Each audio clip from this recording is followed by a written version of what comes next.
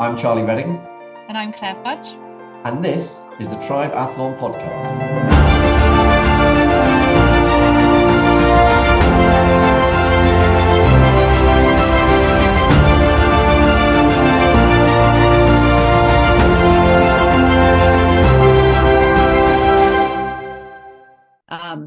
High speed skis going everywhere, over safety nets, trees, you name it, helicopters. But like the guys who are like the 120s, the 130s, 140s, they're dropping 20 seconds on 100, which is mind-blowing.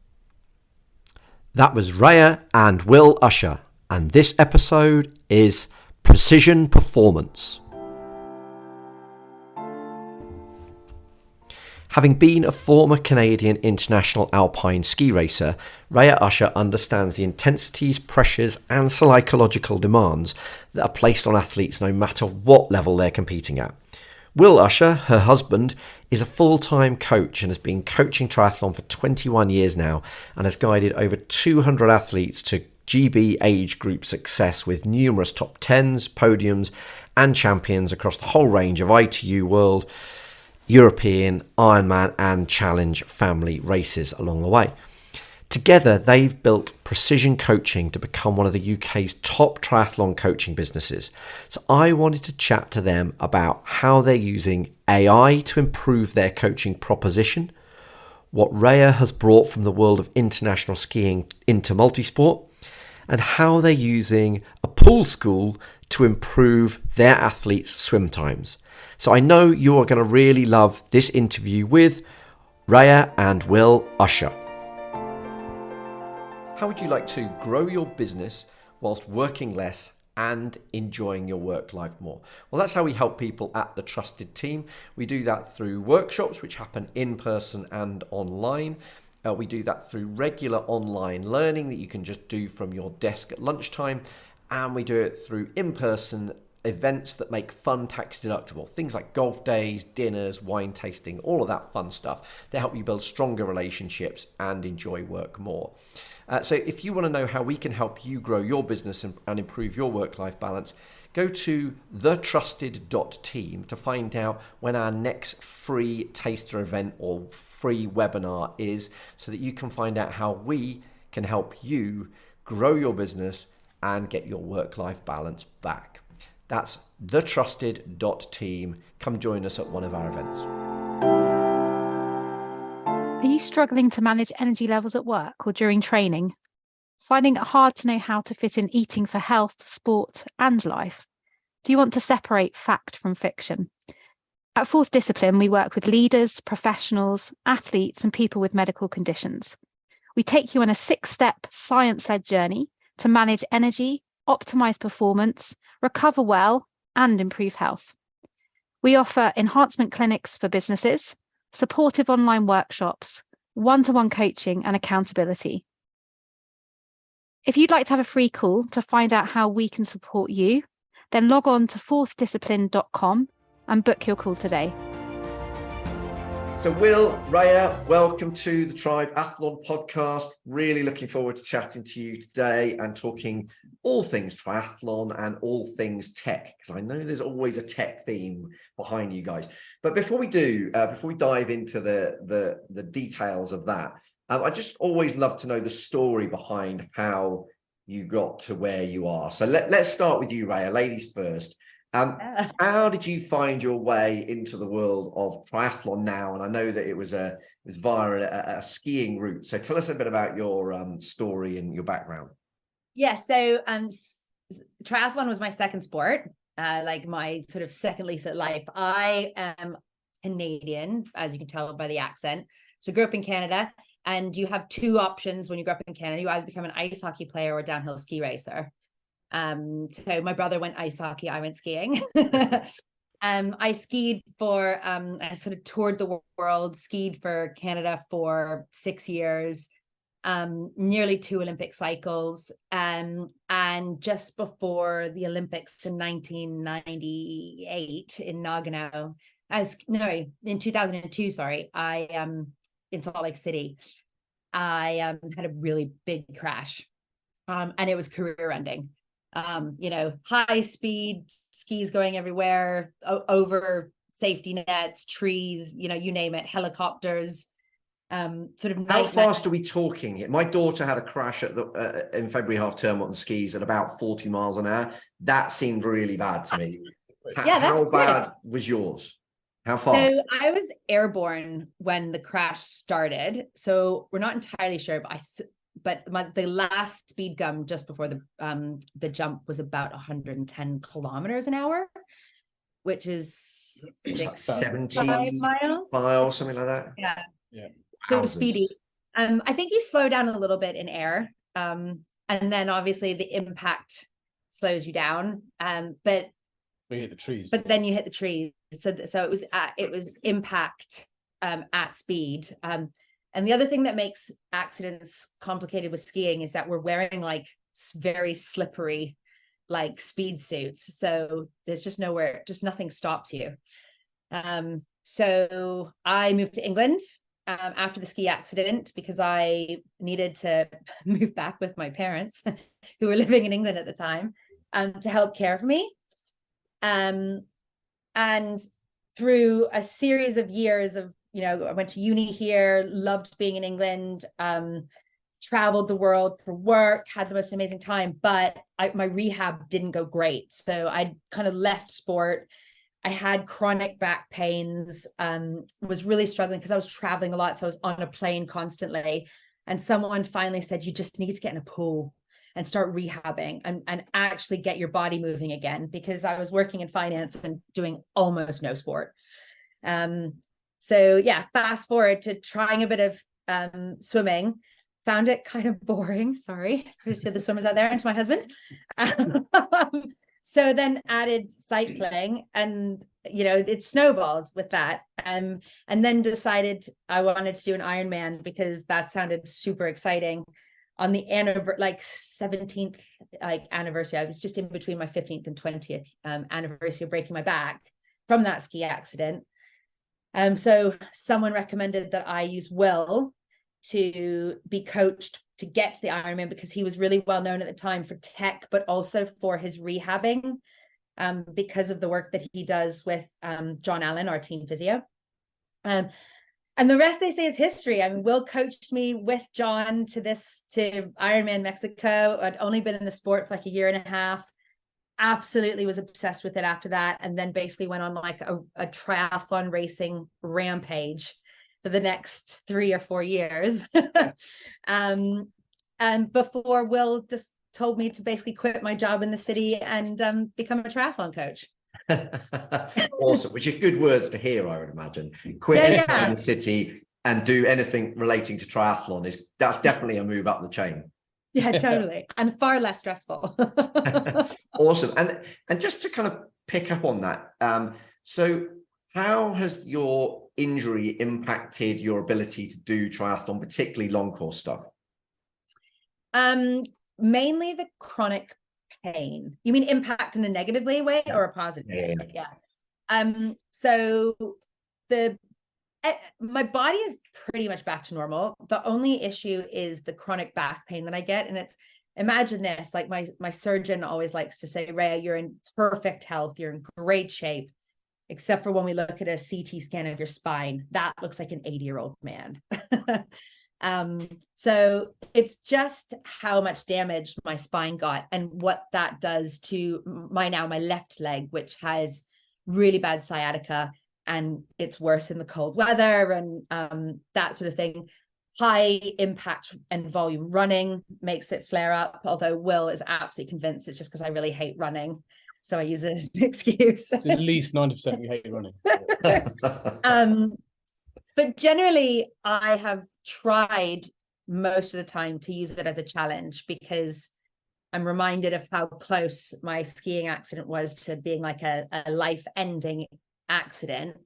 And so even though I'm in pain, it's like a pain that you almost enjoy enduring, because it reminds you how lucky you are. Yeah. Wow. So it's a blessing and a curse when it comes to my racing, I think.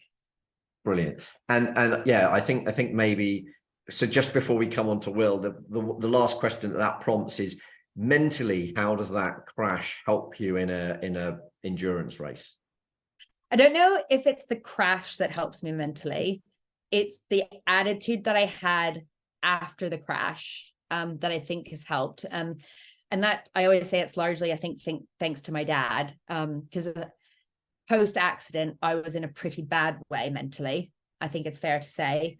I was struggling with the concept of whether I was going to be able to walk again. I was a teenager. I was only just about to turn 20. So there's all these like, well, what are you going to do with your life? And it wasn't until the sports psychologist that was dealing with my discharge and my dad had a chat, and the psychologist basically said, if she doesn't buck up her ideas, I'm not going to discharge her from hospital.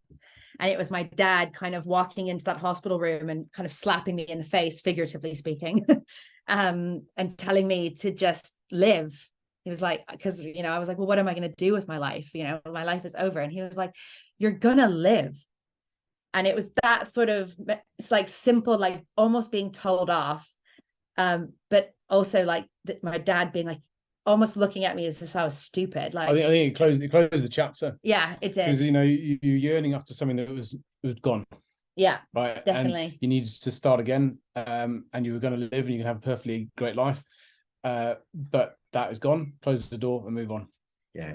Yeah. And that sort of rehab from that moment is where I think my mental strength comes from when it comes to triathlon. But also that, being so thankful, like I almost enjoy hurting that much because I never thought I would hurt like that again. Yeah. So there is this sort of sadistic side of me. I beg to differ. The expletives that come out of you during an Irish race and the toys being thrown around the room figuratively would counter argument. Anyway. So on that note, Will, how did you find your way into triathlon and then also coaching within triathlon? Yeah, so I was a national swimmer and runner growing up. I was a sprinter, but we used to do some crazy volume back in the days, like 50,000 meters, even though you're doing 50 fly was my thing. Yeah, so I've been a swim and runner through my sort of school years, I guess. I got to university, and my main swim rival, who I had no idea, and I just bumped into him at Freshers' Fair, and he's like, "Oh, hi, what are you doing here?" And I'm like, "What?" I mean, I moved to Nottingham to get away from him, and I was like, he's like, "Oh yeah, I really fancy a triathlon." I was like, "Yeah, I'll do you on the run, buddy." I was like, "Yeah, game on. We'll do the booster triathlon," and he didn't enjoy the run, but I was hooked. I really loved the variety. I think I'd lost my coach in the back end of my swimming years, like 16 through 18. I ended up self-coaching, actually coaching my team as well, because I was one of the senior swimmers, and that's where the coaching journey actually started. But in the same, actually maybe a little bit before then, but the issue was I was disjointed and I'd lost some of the love for swimming, because you do need somebody, when you're swimming that much, you need somebody to do that side of things for you. You just turn up, that's the set, great, let's do it. Yeah, so I loved it at university. I could swim and run. I assumed that my leg strength from the running would apply to the bike. I was woefully mistaken. And my first ever race was Southall, which is just north of Nottingham. It was a race supported by TFN. It was run by One Step Beyond Promotions with Ian.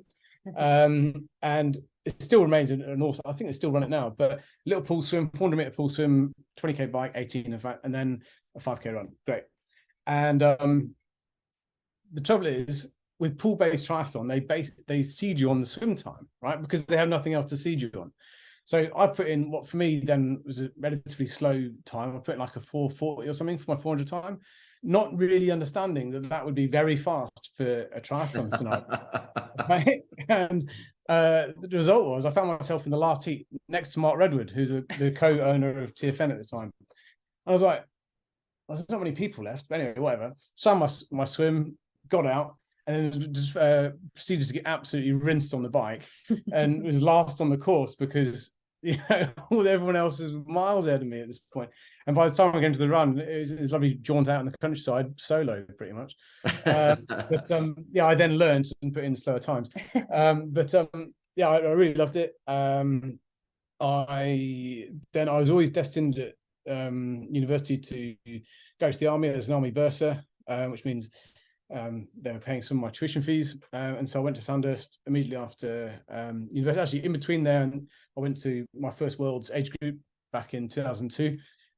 Really old, but that was a phenomenal experience. And at that point, I was just like, well, I want to continue doing this. But then I was destined for the army, so I went to Sandhurst, and I raced with the army team, did various races with my soldiers and so on. I never got back to going to some of the age group world stuff at that time, because the world has a way of changing your life. And whilst I was at Sandhurst, Telic 1, the Raya 4 Mark 2 started. Literally in my first month of Sandhurst, Telic 1 kicked off, and we just saw the big headline, and there was a para in full respirator charging through the desert in his gear. We're just like, this is going to change the path of our careers quite significantly, and sure enough it did. All my generation have spent their whole time either in Iraq or Afghanistan, and now future theaters. But every year something happened. I was very lucky. I went to the Royal Military Police, but then I specialized in close protection within the military police. In particular, well, we did, it's called Black Op close protection, which is entertaining in so much as it conjures up ideas of secrecy and covert. But I mean, you're as covert, frankly, as a white man is in the Middle East. I can grow a beard and get tan, but that's where it ends. We call ourselves discreet. Is probably a better description. But anyway, so we did that, specialised in that. I was still doing a bit of tri continually. You need to be fit for that sort of specialist role anyway. I then got back into it in Germany, still in the military. And then it came time for me to leave. I had an opportunity to join the city. And so these are opportunities that don't just come around. So I decided to make that jump. I then proceeded to get it like wildly fat whilst in the city, and intensely that is bored. an affliction that comes to most of us when we end up in the city. And well, I think one of the problems was as well, I joined at a particularly good time, 2007. I think we'll all remember the city was a wonderful place to be at that time.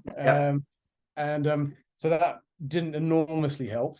And then I just looked at myself one day in a photo and went, yeah, need to sort this out again. And I'd been coaching through the military. I'd been coaching continually on an amateur basis. But I just went, you know what?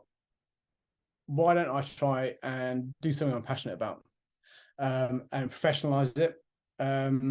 If I can establish a business in a recessive period, then if I get out the other end and I've survived, then I'm probably going to be in quite a good place. Yeah. So was it in 2008-ish that you set up Precision Race Team? Well, I actually set it up initially as just Will Usher training, always with a view, it's always triathlon focused. And then I set up another team in 2010, which is called One Triathlon RDS, Regional Development Squad. And what that was actually as an advertising piece. We got the contract to work for London Triathlon and London. And we were providing all the coaching and training programs for that. We already wanted, it was an advertising piece. We wanted athletes wearing the kit, rocking around and advertising the company. So that continued. We then lost that contract because Virgin Active took over London Triathlon, and weirdly they didn't want people coaching with outside companies. Moved forward. And then we had a great period. I think we still hold the record for the number of age group athletes from one team at a world champs, and that was London. We had a 4-year plan for London. And it was all very structured, it was all very military. I ran the team like a company, by which I mean a military company.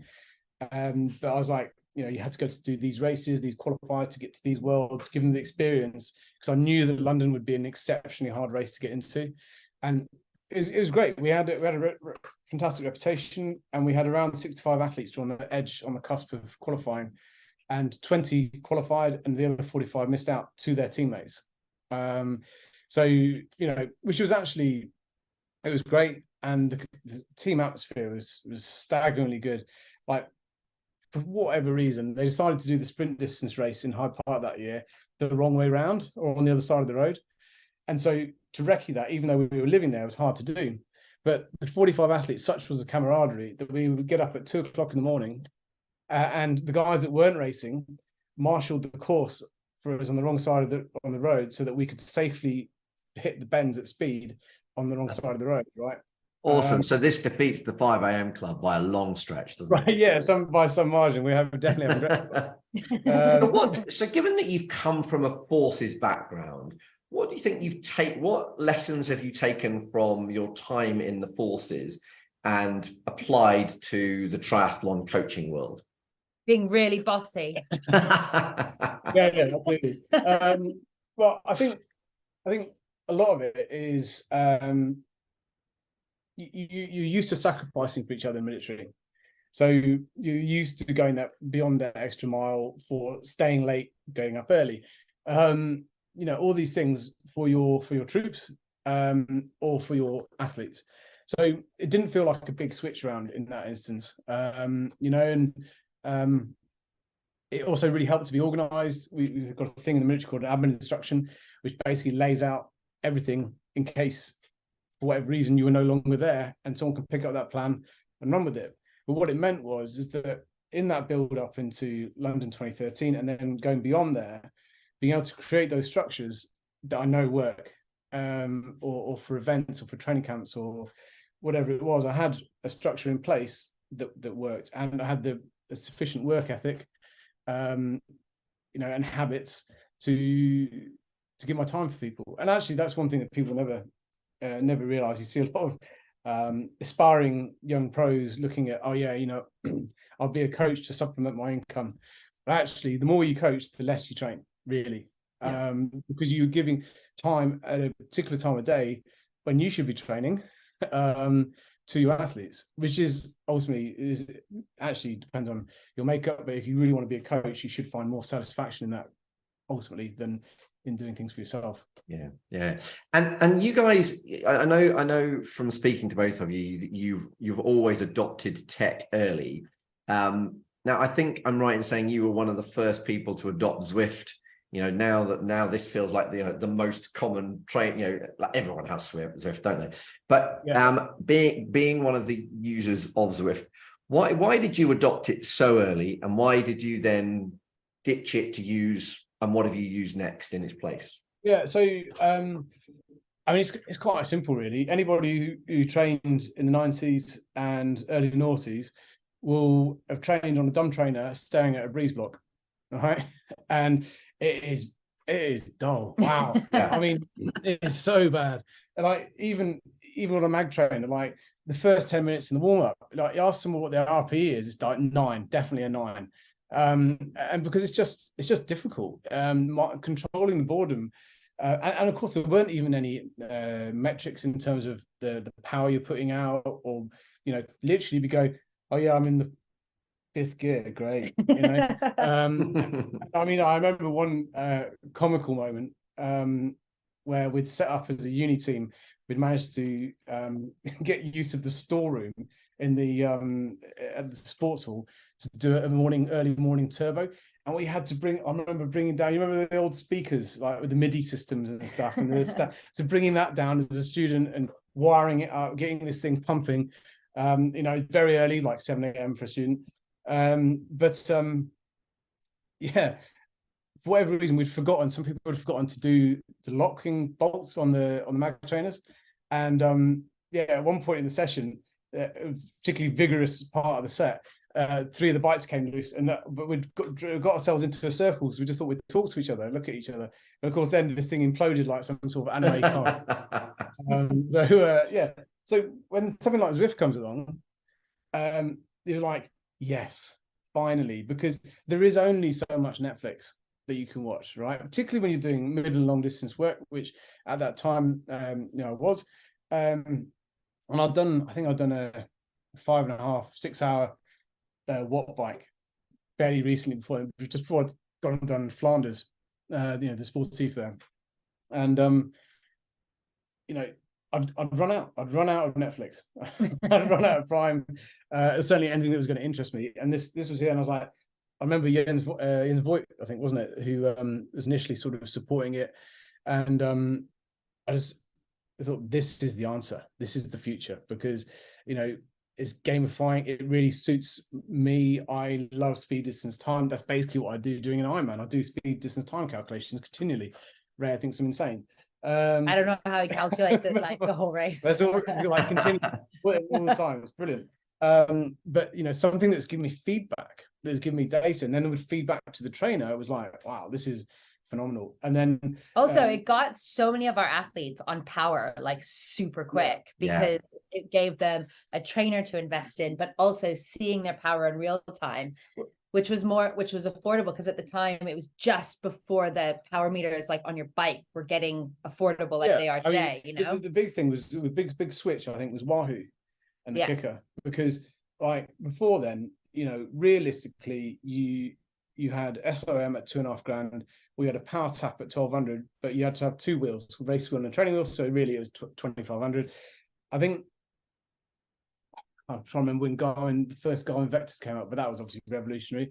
But the point is, power was coming into the marketplace at a cheaper price than $2,500. And previously, when I've been coaching, I never pushed people into power because it's just so expensive. Whereas now, if somebody says, should I have power? Right, should I get a power meter or should I go on a training camp? It's like 100% you get a power meter, because it's affordable, it's about the same money, and you're going to get used to that all year round, right?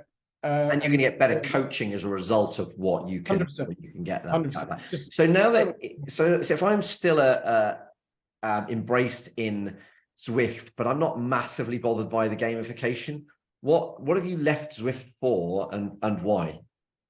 So you're kind of in the completed it, mate scenario. That's kind of where I was at the beginning of 2020. I was on 25,000 K. The extra coloured socks or whatever it wasn't doing it anymore.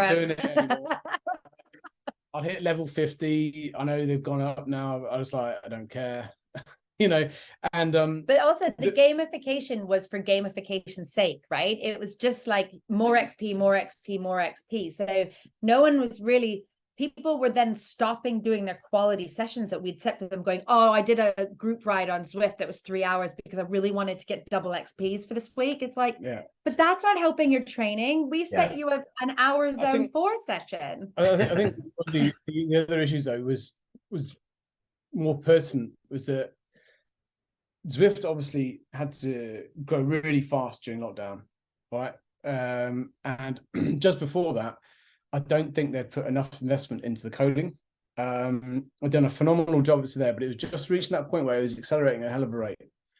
And there were issues, consistent issues, like, when it had the keep together function on, like riding my dad's 81, he does a couple 100K a week still. But we'd be on the keep together function and it wouldn't, like, it would say he was behind me by 30 seconds, but he was in front of me or something. And I was just like, this can't be right. And we'd been running these really great things during lockdown, in particular, like these 100K time trials, but team time trials, basically the WTRL stuff, right? But before that became an organized thing. And it was amazing. Like, we'd all set up, we had up to 80 riders from the team doing it at one point, and we'd have teams of 6 to 8 riders. I'd work out the handicap and we'd ride it as a handicapped race, but all on team chat, again on Discord and stuff. Brilliant. Now, nothing new, of course. Everyone else doing it now. But I then began to question. I said, well, look, if this is happening in a meetup where we can't keep together and the code is out, if that says that person's 2 seconds behind me, are they? Right? Because it stands to reason. I'm not a coder, but I was like, logically, that has to be the same from a meetup to a race, because what is a race but a meetup, right? Just with a different name. So I then started doing a bit of research, and it turns out that the way Zwift manages its system is that it kind of keeps you in this blob. If you're in this blob, then you are broadly together, and it doesn't really care. Like, you can actually stop riding on Zwift for a good few seconds and you stay in the blob, in your area, right? and I think there's a cycle like this with bloopers or something. But anyway, it became apparent that actually, if you had 10 riders and 10 different screens, you'd have 10 different views. Yeah. We've noticed this with when we were racing as a group, and it's right. It's really the only way you could stay together was by all having the same watts per kilo and ignoring what's on the screen. Exactly. Yeah. And so that became, it raises serious questions, because what they're having is people who are finishing 6th on screen were actually 1st, and so who's drafting who as well when it comes to sort of pro racing and all this thing. And I was just getting frustrated, like when you're getting up early in the morning at 5 a.m. to do a turbo as a group, and the meetup, it just doesn't work. You're just like, right, I'm done with this. There must be something else. And of course there was. And that thing in that initial instance was RGT, which was still only really just out of beta phase. But we were showing some really promising metrics. The physics behind it were phenomenal. Instead of checking your position every like 15 seconds, it does it every 0.2 of a second. But interestingly as well, it translates or transmits your position to every single rider and every single rider back to you, which initially was a problem, because the amount of bandwidth that requires is significant and processing power.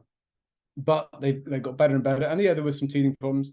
But the thing that was really fascinating for me with that was the fact that we could organize our own races without any red tape. So we towards the end of our time was, if we got offered our own race, but there was just nothing new that could be done.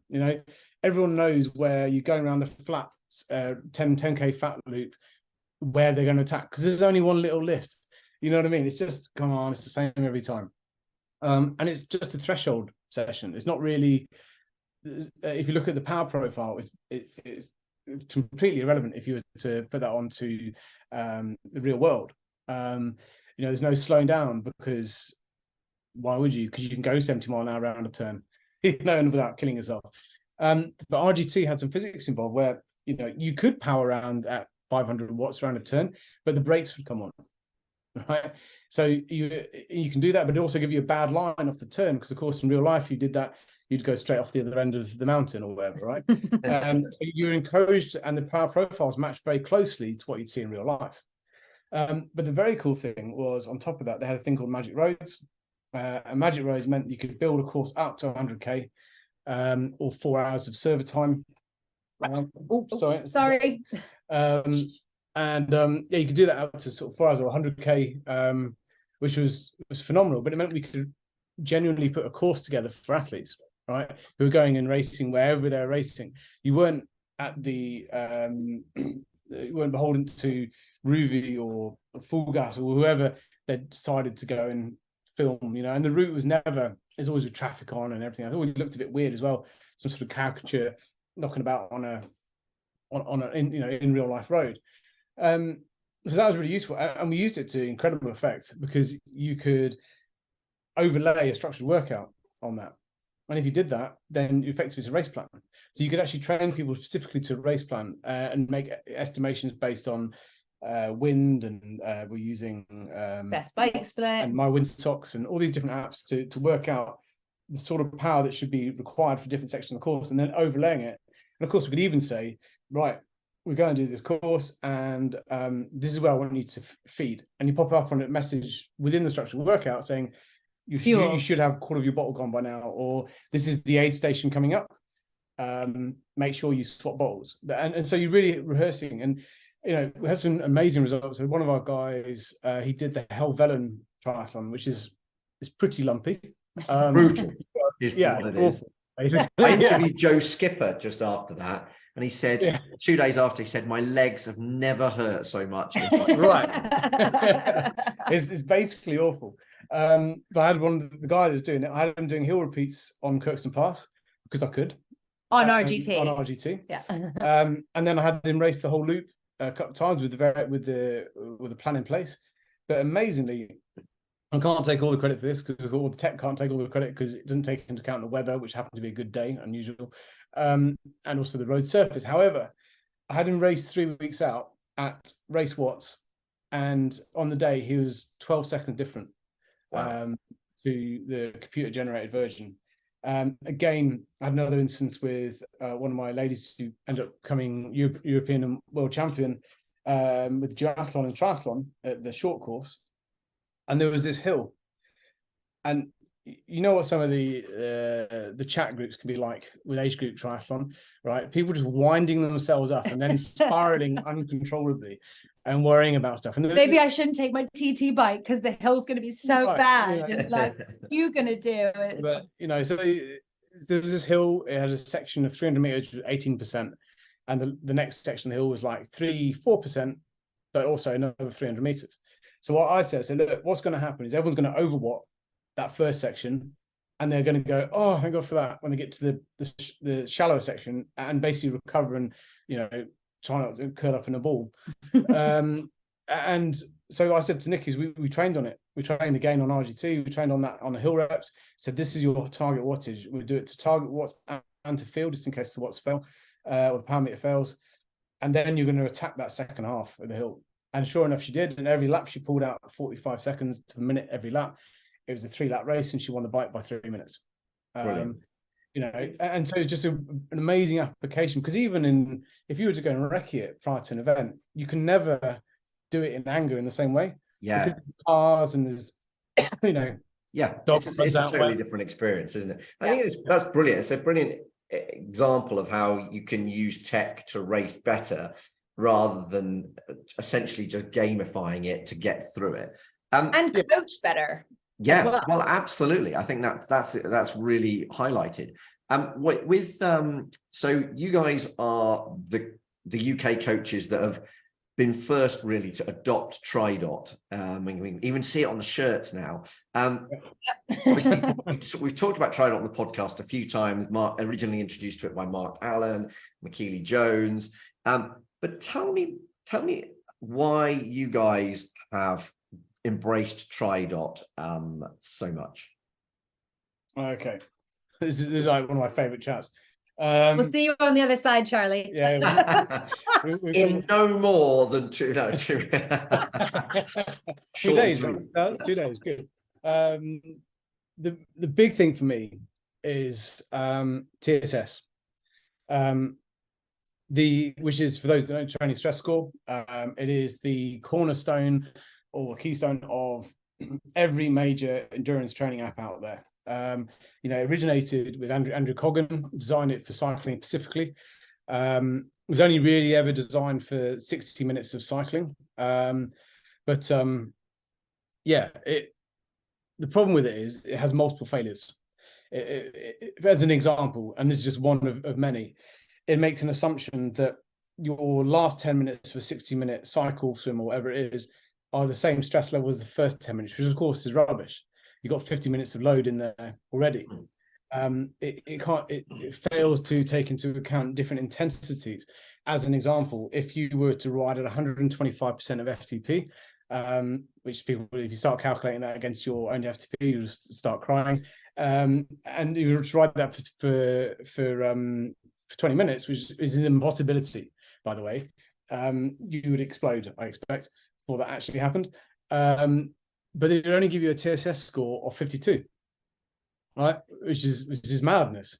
Whereas I think on TRIDOT it'd be like 480, and it'd be listed as an impossible session. So there's multiple examples, but also TSS doesn't take into account. I mean, how many people have done a swim session where TSS of 1, TSS of 1, and like you're crawling out the pool, cramping in every conceivable muscle group, and going, what? How's that happen? Because it just doesn't work, and there's been no real development to make it work, right? But the other thing it doesn't take into account is, in particular, an individual, their personal profile. So it doesn't take into account their age, their gender, their sport, or their genetic, their sport history, right? Sport history is enormously important. You know, I gave an example. I was at Little Club Champs meet last year, and I thought I'd do a quick bit of S&C because I didn't have time to really swim, so I thought I'd just do some strength conditioning, sharpen myself up for some sprinting. Great. My push phase was abysmal, right? I mean, it was so bad I shifted by an embarrassingly small amount. But my pull phase increased by like 175%, which is not possible, right? But what I was doing is reopening those neural pathways. because I'm an ex-swimmer. I spent my entire life pulling, so that movement, no problem. In terms of sport history, that's super relevant, right? If I'm an ex-swimmer, so guess what? I can pick up my swim pretty quickly, and I can also handle quite a lot of load pretty quickly.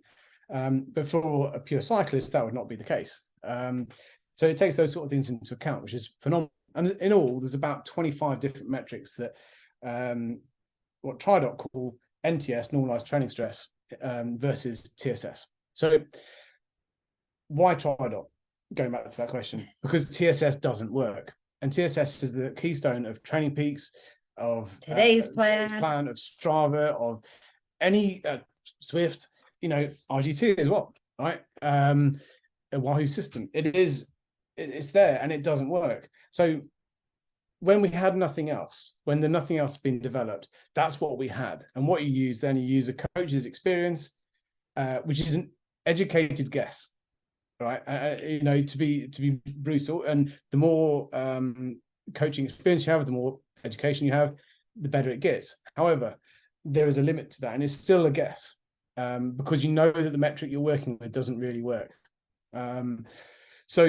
But now we have NTS and we know it works. So then it begs the question, why would you use anything else? Right? Because to use anything else would be disingenuous, and be, effectively denying your athlete a proper metric and risking injuring them, right? Or risking not giving them a good build into a race because you were fingering the airtime. So essentially what you're saying is, because the metrics are way more accurate, the training plan will be way more specific to the athlete, which means that you're likely to either get the best out of them, but with less risk of injury. Well, and the thing is yes, basically, but the stats, stats this, stats that. I mean, like, there's been some companies that have been and failed, but I mean, they came out and said, "Oh, we're AI, and we're results based, and it's stat based and data based, etc., etc." They only had 100 downloads. I mean, how much data are you going to get from 100 people, really? What we're talking about is nearly a couple 100,000 people over nearly a 20-year period, right? And this is serious amounts of data. So when you put it in that perspective, what we can say is, and we know from looking at that data, is that people are training less. They're 2.9 times less likely to get injured, and they are going faster.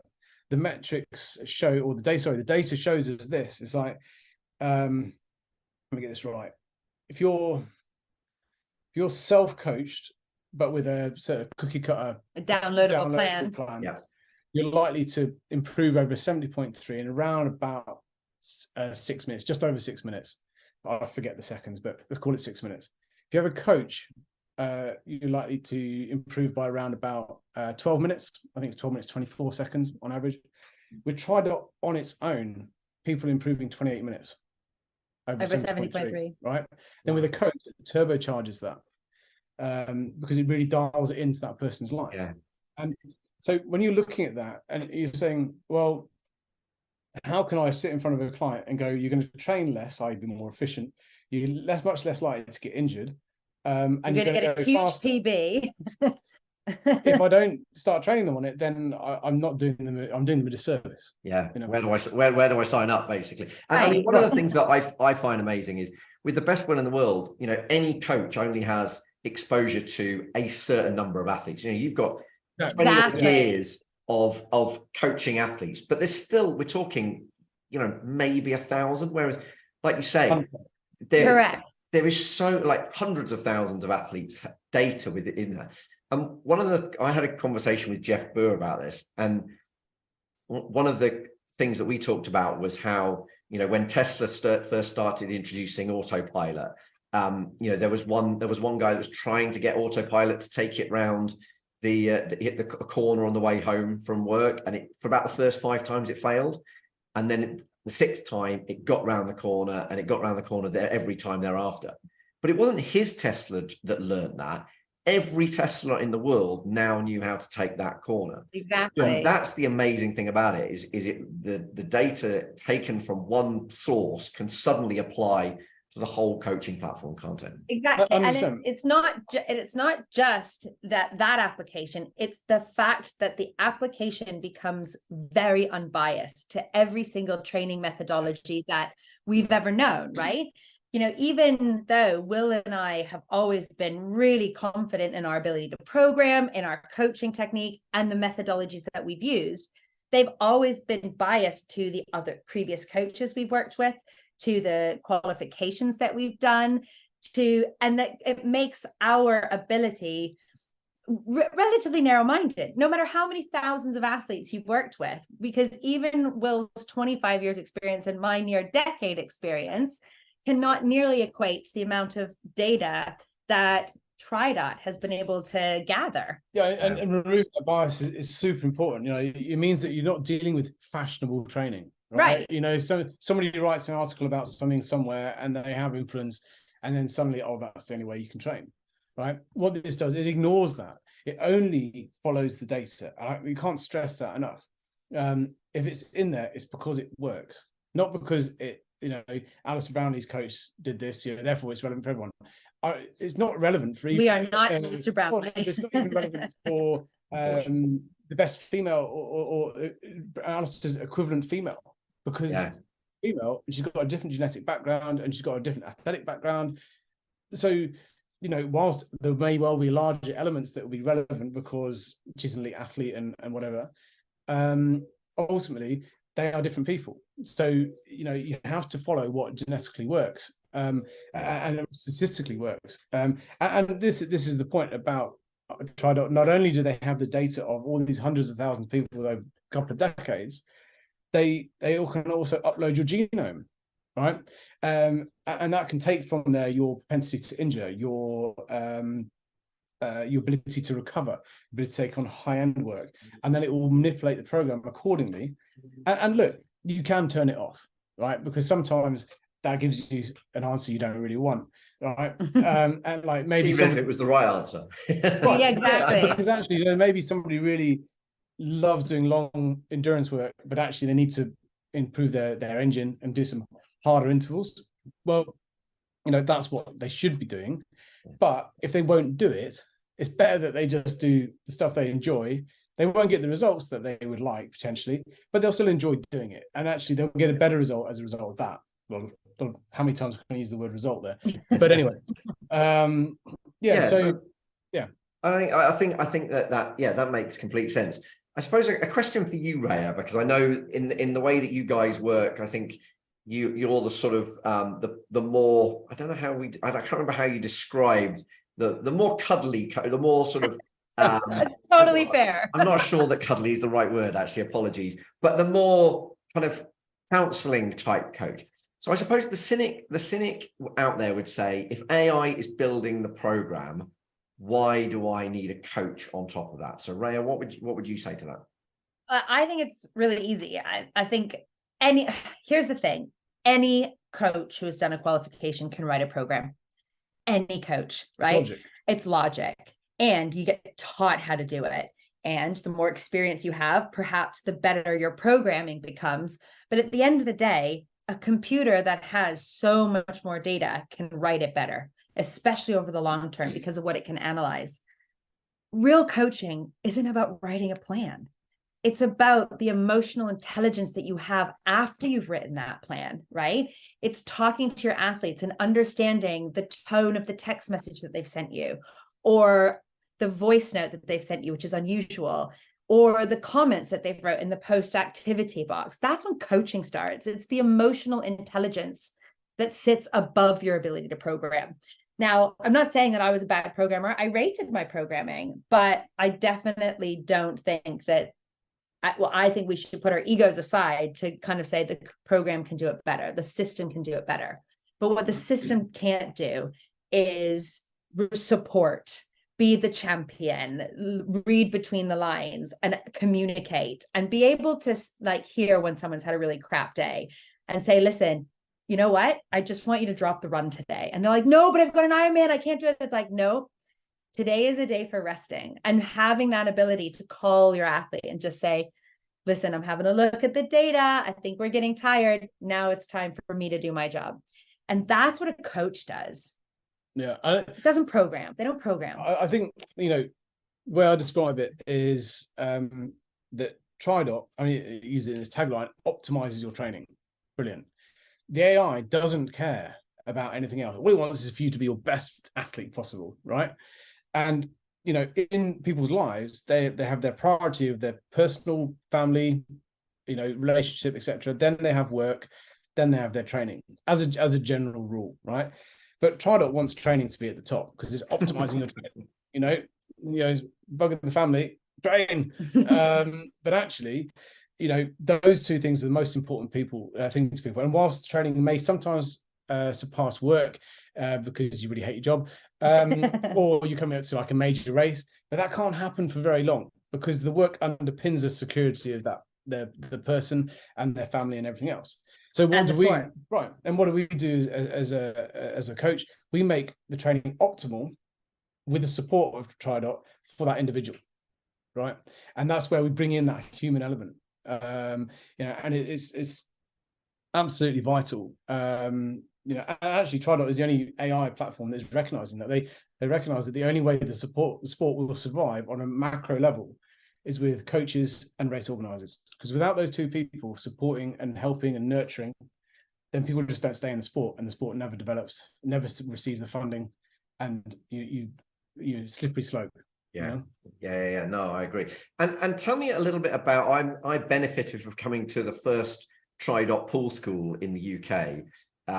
And we took, I haven't worked out the percentage actually, but I think across the group, we took 12% off our 100-meter time over the course of that one afternoon and one morning session. But tell me a little bit about what you made of pool school when you first witnessed it, and now that we brought it to the UK. Well, I guess I'm 42, right? And there's context to that. Is basically I decided that I haven't been training very much the last couple of years, just been mostly sort of coaching and focusing on that. But I was like, you know what? I'd quite like to go under a minute again before it's too late. For 100 right, meter for 100, freestyle. 100 freestyle. Right. And haven't been under a minute for many years. At least 10, maybe 15 is a long time. I've been training for triathlon, whatever. So anyway, I was like, that's where I was at the beginning or end of last year after a club champs thing that we'd had in like September. Charlotte came along and Jeff started talking to us about pool school, and he said, oh yeah, we're having really great results even with the pro athletes and stuff. I was like, whatever. A little bit skeptical. Because I was very aware as well that my sprint stroke was different to my endurance stroke, right? Anyway, went along to Texas, full of a little bit of hope, but mostly skeptical. And anyway, we did 8 hours, did all the tuition, and then did this 100 meters, and it was on a digital clock. It was off push start, and I started on the 0. I looked up, and it was 58 when I started. I was like, wow, yeah. Okay. I really wasn't expecting it. And what do you think given your speed at the time, what was your speed going into that before that? So I was doing like a 64 second at that time. So I took 6 seconds off. Wow. Which is huge, really. For someone of his... But more to think, I have no business going sub-minute based on the amount of training that I haven't done. And also being 15 years older, right? I shouldn't be doing it. There's I shouldn't just go rock up on a course for a weekend and then just do it. But I did. And so that was me. But like the guys who were like the 120s, the 130s, 140s, they're dropping 20 seconds on 100, which is mind blowing. It's also quite scary if you've been training for ages, not actual technique. But it was staggering. And this was not something that's an anomaly.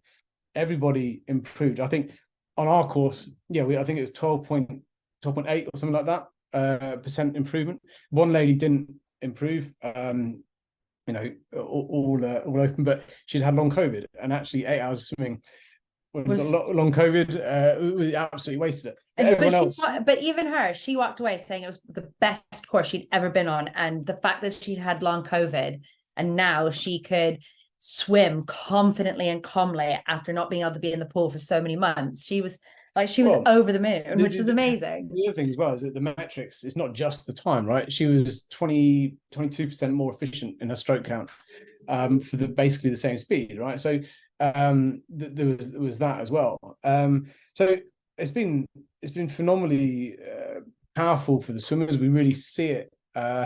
Some of the guys in the squads are quite annoyed because like some of the guys that went on it who were behind and now switched faster. Yeah.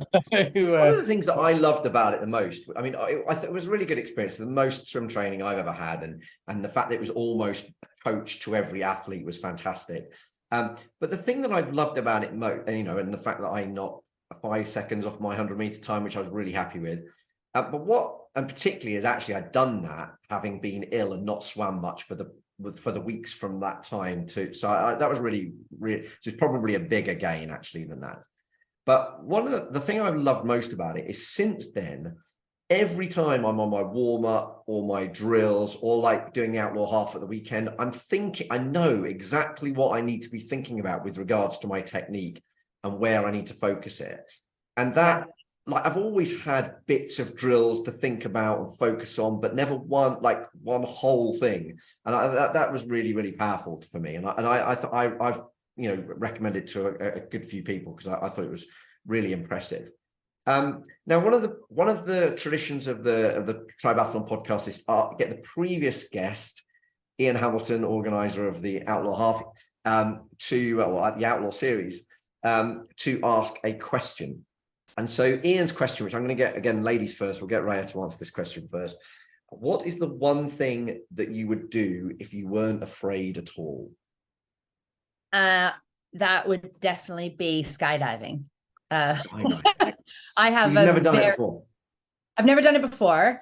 And I love the idea of it, but I have an incredibly bad fear of the feeling of falling. Like, it is my major fear, and there is absolutely no way I would then put myself through that, of the actual sensation of falling, because I would quite likely have a heart attack and die. Well, so that's easy. Wonderfully, for Raya's upcoming significant birthday next year, Next year. Oh, we said it for the next one after. Yeah. Well, given the kids have given us some time to build up to it.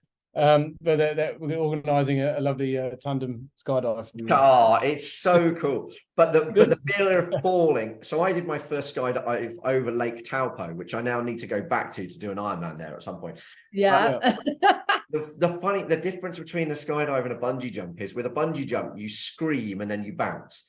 Whereas the skydive, you scream and then you run out of external air still falling. So then you have to breathe in at some point. It's amazing. So that's really cool. Will, with no fear, what would you do? I think it would be big surf. Like big surf. Oh wow, that's a great one. Wow. Some of these Nazare. Some stuff you see in Nazare, like, I just find it mind blowing. Was it last year? There was a German dude rode the biggest wave, like 100-foot wave or something. It's difficult to even portray or explain to people how big that is and how, like, the chance of death is so high if you get it wrong. I think I know that you guys spend a bit of time in Cornwall. When you catch a relatively small wave and get it wrong, right, and get the washing machine treatment, it's horrible. But those huge waves, I mean, you're done. It's staggering, but at the same time, it's totally awe-inspiring. Oh, it would be amazing. Very amazing. There's actually, have you seen the Big Wave Surfers series on, I think, Amazon Prime? That is, they're just absolute lunatics.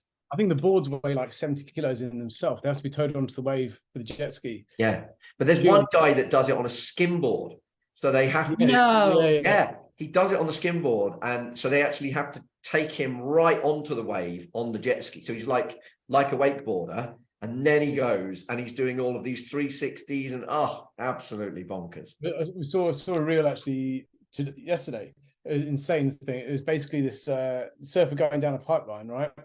But there's another surfer behind him who's videoing it, is filming it. So he's also in the pipe.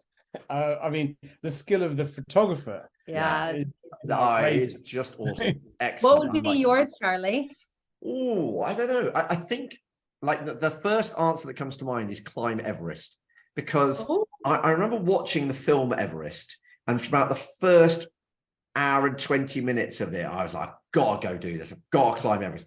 Then the whole storm thing kicks off, and then they're nearly dead. And then by the end of it, I'm like, yeah, maybe I'm not so keen after all. Well, you'll have to come with us because we don't have a choice. Our 8-year-old, the first time we ever climbed a mountain with him, we did Penny Fan in Wales.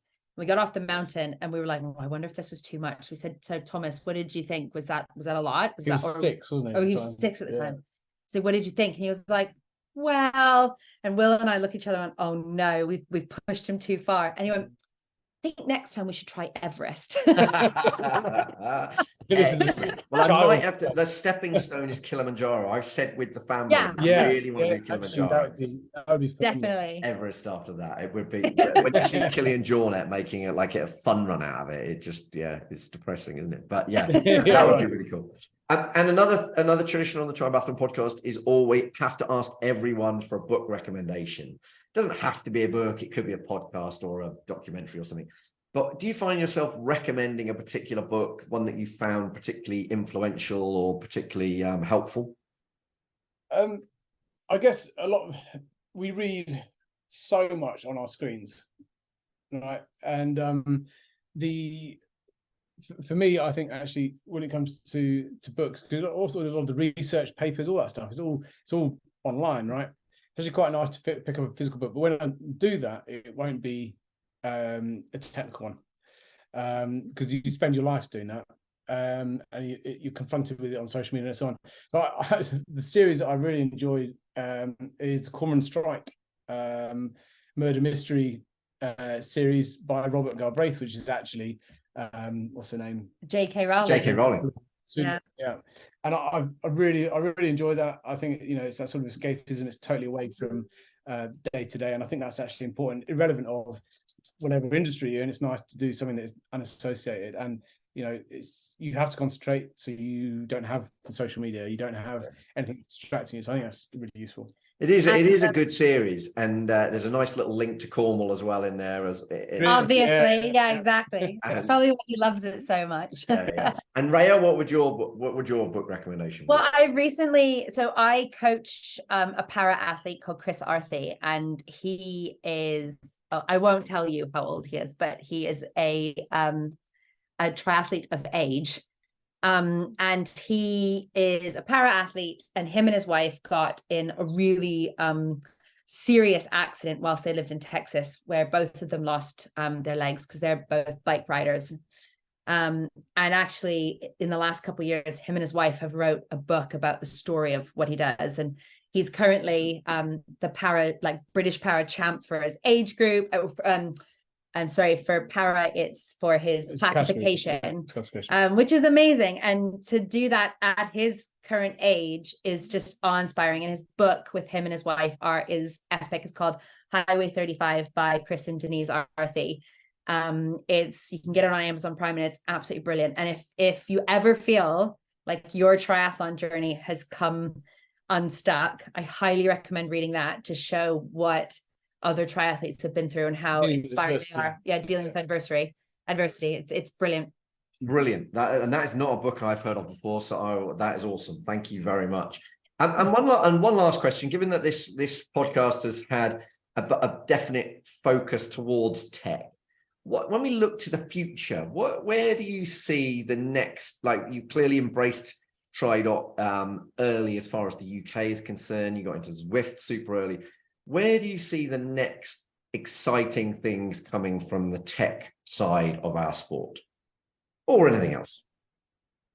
Yeah, I mean, this is TRI related, but one of the things that TRI does, which we didn't mention actually, is this thing called EnvironX, right? What this does, it normalizes the environment to wherever you are. And that would be the altitude, the humidity, the temperature, the oxygen quality, etc., etc. So quite a lot of data, But what it means is that you can normalize somebody training on their trainer, on the turbo in a garage, to somebody on top of Kilimanjaro, right? And you could then work out the differences between them and normalize that data. So what Predictive Fitness, which is the parent company to TRIBEathlon have created, is the ability for people to race over a set distance wherever they are in the world, remote racing, and for it to be genuinely comparable, right? So this change, this is none of this, knocking about on Zwift during COVID, doing these random what do they call it? Ironman set out this endurance virtual series, races, right? yeah. Well, it was just fraught with this shit. I mean, it's like you could have just left somebody on the treadmill to leave the treadmill running, and oh look, I'm running at 16k now. Well, you're not, are you? So, but this has that capacity, and it could even look at different equipment, and it grades equipment based on its accuracy and everything else. That has some real legs, and you can see some sort of worldwide series being created as a result. Pretty interesting. Yeah, awesome. Raya? I also feel like there is going to, I feel, reached a plateau in the development of wearable tech. So watches are just getting better in terms of watch and the shape and the size that it is. Same with bike computers. But of late, there's been a lot of things that are visual enhancements. So like goggles that tell you your speed and things like that. I am very interested to see where the wearable tech movement goes. Is there going to be stuff that will start to be implanted? So you can see it like, I highly suspect that is not massively far away, because they've sort of plateaued with what you can do with a watch. Well, they do it on Mission Impossible, right? So yeah, exactly. So obviously it's around the corner. Yeah. It's the best place to go for your tech, their future tech predictions, isn't it? Is the Yeah, exactly. But actually, I mean, Super Sapiens is almost that sort of thing anyway, isn't it? Super Sapiens, you've got the implant. It's not massively painful or anything to put on. You hardly feel it. And then you wear it for like 3 weeks. And then you've got 3 weeks of data for your blood sugar levels and your glycogen. And that's why I think it is coming. I mean, I saw another a couple of firms who are doing exactly the same thing now as well. So of course, as that market and that data expands, then, the technology gets better. Because competition breeds that, right? And how much more data that is going to be to input into things like artificial intelligence. So you've got you link Super Sapiens to your TRIDOT, for example, and then not only are you getting your residual stress and your normalized training score and your XP scores for your week and your training, but you're also going to be getting your nutrition needs and that sort of thing. So I think there's a huge integration piece that's going to be coming with your nutrition transition practice, tech, wearables / not injectables. What's the word I'm looking for? Stabbables.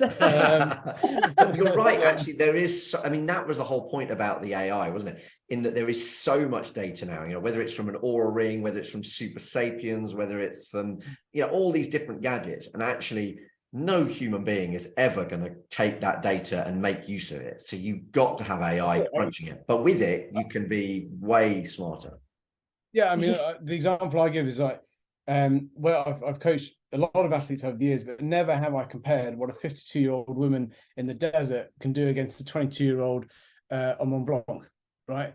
Because and then apply their genetics on top of that. I haven't done that because I wouldn't know where to start with it, really. Yeah.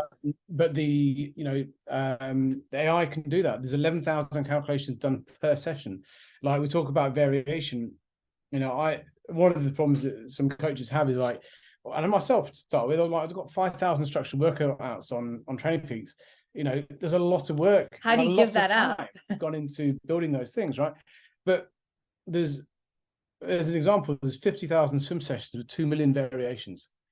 All right, on TRIDOT. And what's fascinating is that we're seeing this chat about AI everywhere, right? You can't open your news app without seeing something about AI and is it taking jobs and this and that and the other. And the best quote I've seen is coming out of Silicon Valley, and I think this applies to the whole range of things that was talking in general terms. But he said AI won't take your job, but somebody who's worked out how to use it will. And that is where we're at. Yeah. And it is here. It doesn't matter whether people say, oh, want to turn it off or not. It's here. It's been in the background for years, but we're now getting to the point where individuals and small businesses and so on can leverage it and utilize it to good effect. And that hasn't been done before, but it's out, the genie's out of the bottle. Yeah. Right. And I think you're right. It won't take everyone's job, but one person will be able to do 10 people's jobs using AI. I've heard it with coding, for example. One good coder will replace 10 coders having the support with AI.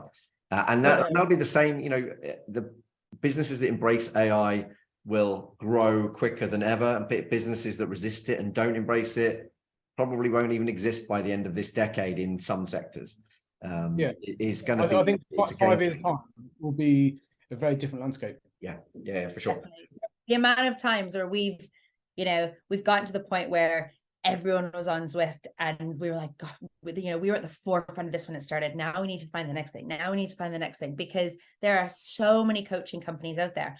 And a good coach is a good coach, right? So you need to find a USP to make you not only a good coach, but at the forefront of the coaching industry. And that's been one of our big strengths, is going, do you know what? People are going to be resistant to change. They're going to be like, why would I do that? No, I don't like this. I don't like that. But it's worth it for us because we keep evolving and we become better at what we do. And some athletes don't like it, so they'll leave. But then you get a whole sweep of athletes that come in. They're like, this is amazing.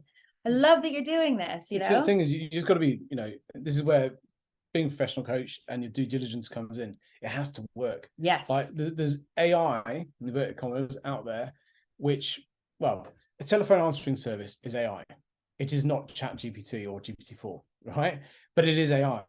And you do have to be careful, because AI is the buzzword of the moment. We're already probably sick of it, hearing it in the news everywhere. But you've got to be careful and look at, how is this platform working? Where is it drawing the data from? And if it's drawing the data from something like an old metric such as TSS or purely RPE, then it's no different really to how it was before. So you're not advancing yourself and you're not leveraging AI. There is better out there. So, from a coach perspective, it's not just about doing the next newest best thing. And actually, in fact, that's quite the opposite of what TRIDOT is in some respects, because it has the data to back itself up. So it's making sure you're leveraging the right things and seeing results. And the examples we're getting with our athletes now is staggering. One guy, he was capable comfortably of running a 128, 127 off a bike in a temperate climate. But he was racing in Vietnam and they had a heat wave at 45 degrees and 95% humidity. Imagine that. And so want to. No, thank you. But as a coach, you're like, well, yes, we know that this is going to have a significant impact, but by how much? By how much, and onto this individual specifically.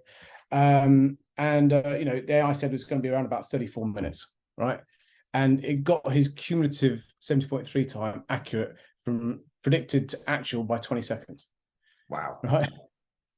That is really impressive, isn't it? It is really impressive, and it's just embracing the next best thing. And so this has been brilliant, guys. I'm going to wrap this episode up, because I think we could sit here and talk about TRIDOT, or you're preaching to the choir here, but it's been really, really good. There's some great tips there, and I think is a good understanding of what's going on in the world of tech. So thank you so much. And I hope you as a team have a great season. Brilliant. Thanks. You too, Charlie. Cheers. If you want to find out more about Will and Raya, the best place to find all the information and their social media links is precision-coaching.co.uk. If you like what we do at the TRIBEathlon podcast, you've got to register for Tribe Talk. It's an email that comes out every 2 weeks, packed full of everything to do with swim, bike and run, but also nutritional help, business coaching and a whole lot more.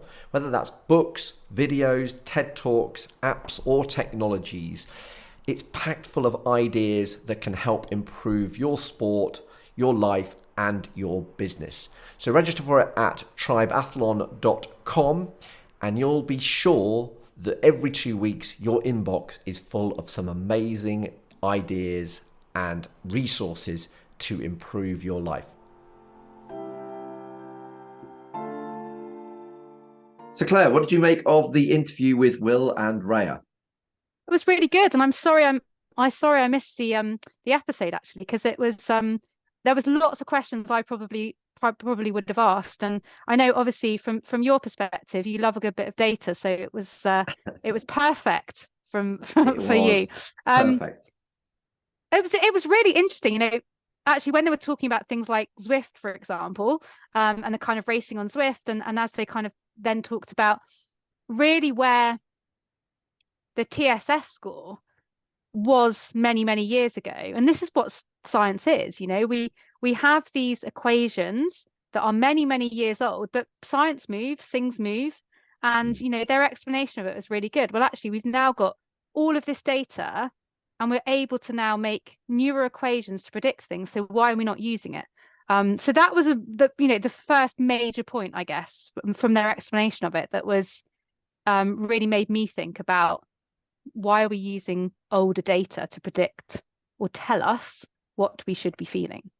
I think it was really interesting. Obviously it's right up my street in terms of using AI and analyzing that data, but I think it kind of highlights the difference in coaching style. You know, do you want the computer building the program and the coach giving the emotional intelligence piece, or is it are you paying your coach to build the program, and if so, can he do as good a job given the sheer quantity of data that's out there? So what did you make of that sort of combination of, you know, using AI to deliver the program and focusing on the EQ, the emotional intelligence?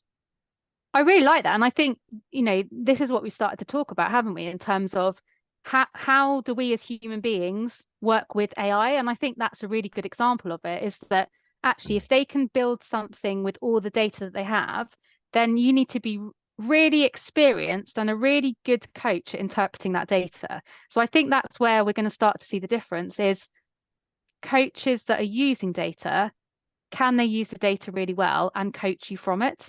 Because that's the really important part of it. You know, as I always say, and it's not that I dislike data, I'm slightly driven from you, I guess, in that perspective. But if we're going to collect something, then know what you're doing with it, interpret it, and feed that back to the client, athlete, whoever it might be, to do something with that data. And they explains that really well. That actually the feedback then from the athlete, as in the human aspect of it, is where they've got to put those two things together. I think it was Raya that kind of talks a little bit more about that really humanistic kind of part of it, and that's really where the coaching is. No, I agree. I can't remember. It obviously, so we recorded this that episode 2 or 3 weeks ago, and so correct me quickly if I mentioned this at the time, but I kind of liken it to the Tesla autopilot analogy. Did I mention that in the episode? You did. But that's you know, that's a perfect example of it, isn't it? That you're kind of learning from it the whole time, which I think is. But then everyone learns from it. So like. It's not like, so that's the point. You know, if you're a coach and you're coaching, let's say, you know, over your coaching lifetime, let's say you're coaching 500 or 1,000 athletes, that's quite a lot of people to learn from. But learning from 100,000 athletes and being able to apply those lessons, and as soon as something is worked out that it can be applied to every one of those athletes is, I think, is really, really powerful. I think that there is an element of this, as there always is that, you know, there's theory and equations and the AI side of things, but at the end of the day, we're human, so we don't always follow that pattern. So I guess that is where I would see not a problem, but where you could be trying to train somebody with that program that's meant to be perfect for them that actually isn't. And I guess that's where the coaching aspect and the feedback of the athlete needs to be really good to the coaches as well. Have you used the platform? I've used it a lot, and I'm really liking it now. It took me a little while to get my head around at the start. You know, obviously when you start anything new, it's a bit of a learning curve, but I really like it. And what's interesting is now being part of that coaching community that's using TRIDOT. Time and again, I'm seeing people saying in the kind of WhatsApp group for precision coaching, you know, I was a bit skeptical about TRIDOT at the start, but boy, is it boy, am I loving it now. And I think there's like that. I can't remember the name of the athlete, but he just put a post in today going 23-minute PB, and he said, totally sold on TRIDOT now. And I just think it's really interesting. I think it's definitely a slightly different approach to the training program to what I was using before. Not loads different, but I do have a lot of faith in it. I think it's really brilliant, and I love the way I can say, look, I'm going to dial up this week, I'm going to dial down that week, I'm going to, in terms of what's going on in your life. So yeah, I think it's really, really powerful. I also thought it was interesting listening to Raya and her skiing background. I didn't know really anything about that before I started doing the digging for that. And I think it's obviously she had a very nasty crash, but there's I thought that was really interesting. I think it's really interesting just to hear about new kind of perspectives on things, and also how not the old way of doing it, because it's not necessarily that's incorrect, but there's a new way of doing it, and maybe that it's worth trying things, isn't it? And if people are looking for something different or something new, I think, but I guess the one biggest takeaway from it is you've got to have an experienced coach that knows what they're doing to be able to use that, as in use the data effectively. That's my feeling, is that, and that's a very personal opinion, but I think you would need skilled coaches that have experience of working with athletes and knowing how to interpret that and change that from a human level. But I actually think, I think that's the same with, I actually think TRIDOT simplifies that, because TRIDOT is doing the data bit for the coach. Obviously they can override that and uptick it down to, you wouldn't really uptick it, I don't think. But I think that has to happen anyway, if they're building the training program or not.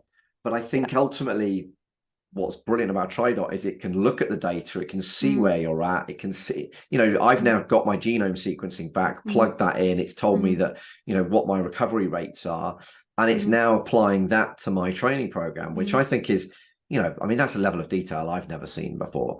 And has it changed very much? Has my recovery profile changed? So when you've got that genome sequencing, has it changed very much what you're doing with training? No, and that's interesting, because I expected to have a high recovery rate, because like my previous coach, Will Clark, that is, said, you have a high recovery rate, Charlie. You always seem to recover really quickly. So obviously I was like, yeah, I must do. Yeah, perhaps I'm right. But interestingly, I have a very moderate, it's normal, kind of mid territory in terms of recovery.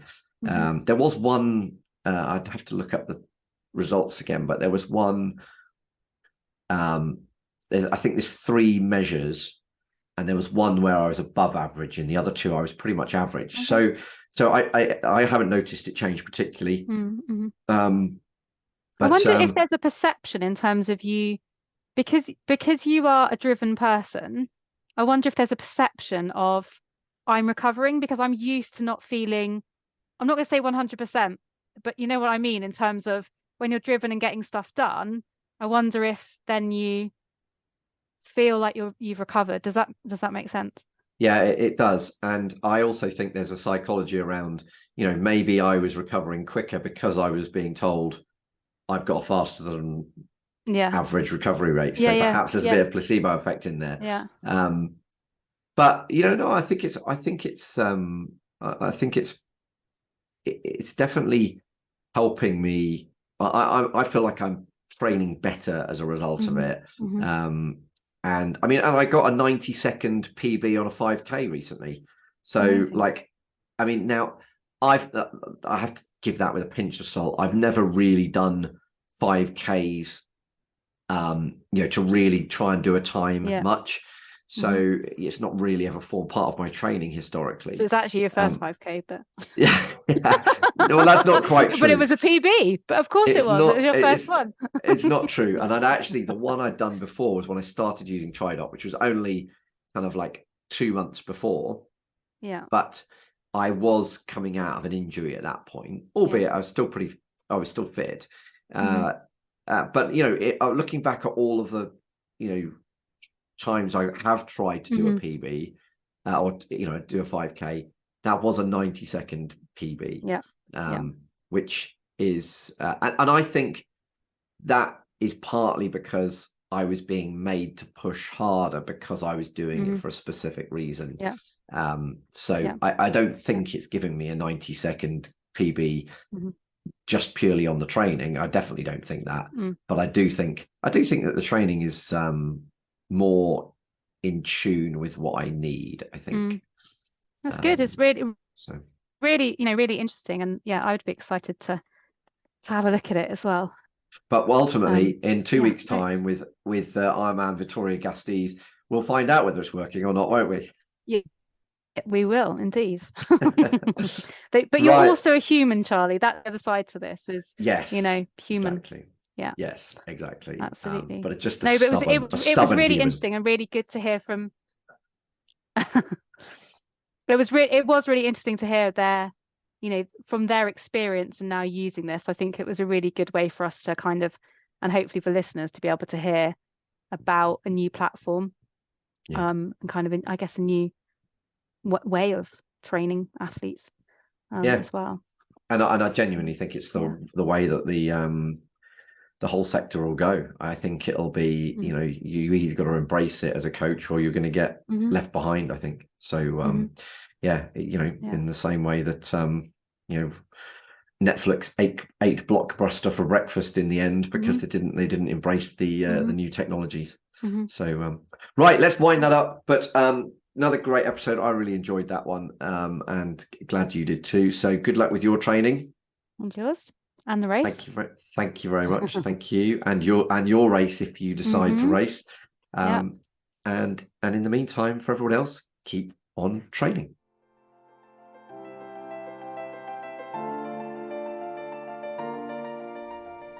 And remember, this episode was brought to you by the Trusted Team and by Fourth Discipline.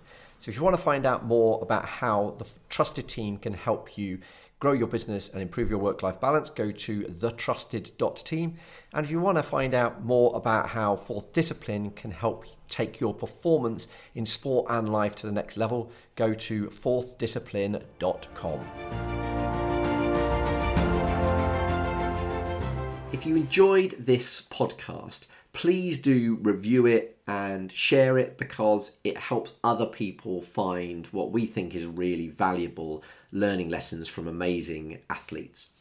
So please do that. You can also find the whole back catalogue at TRIBEathlon.com, and you can also find out about the TRIBEathlon app, which helps people find events, find people to train with, and enjoy their events through their tribe. So check out TRIBEathlon.com.